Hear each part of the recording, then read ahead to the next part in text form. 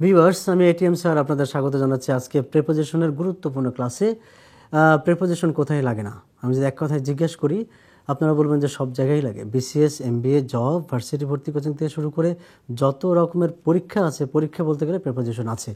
তো এই প্রেপোজিশনের মতো একটা, অনেকেই বলে এর কোনো অনেক রুল, হাজার হাজার রুল। কেউ আমাকে বলছিল একজন যে প্রায় 2 লক্ষ রুল আছে প্রিপোজিশনের। তো এত লক্ষ লক্ষ রুল মনে রাখার দরকার নাই, আপনার কত সহজেই দেখেন করতে পারেন।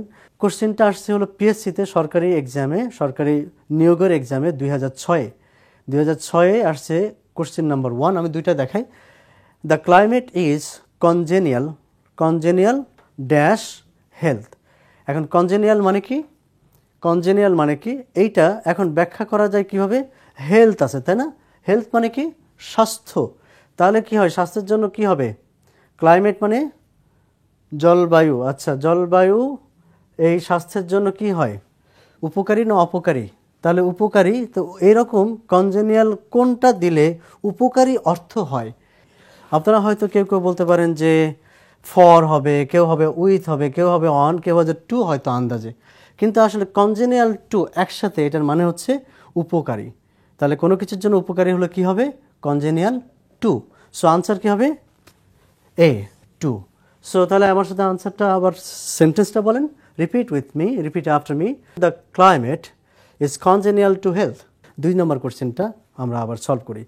চলে আসুন 2 নম্বরে। এটাও আসছে পিএসসি অর্থাৎ সরকারি এক্সামের 2006 একটা নিয়োগ এক্সামে আসছে। আমরা দেখিনি কি আসছে। The parents should have the authority dash their sons and daughters. খেয়াল করেন, the parents should have the authority dash their sons and daughters. তার মানে পিতা মাতার উচিত থাকা।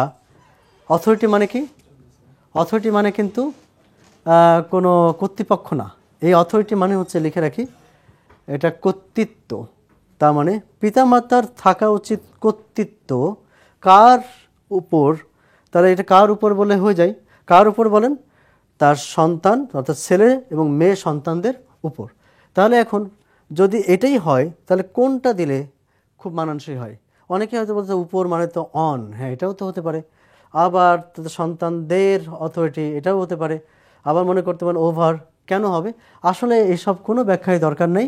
একটু মনে রাখি, অথরিটি ওভার মানে হচ্ছে কোনো কিছুর উপরে কর্তৃত্ব থাকা। কোনো কিছুর উপর কর্তৃত্ব থাকা ইংলিশটা কি বললাম, authority over. So this is what the answer. তাহলে আনসার কি হবে, ওভার।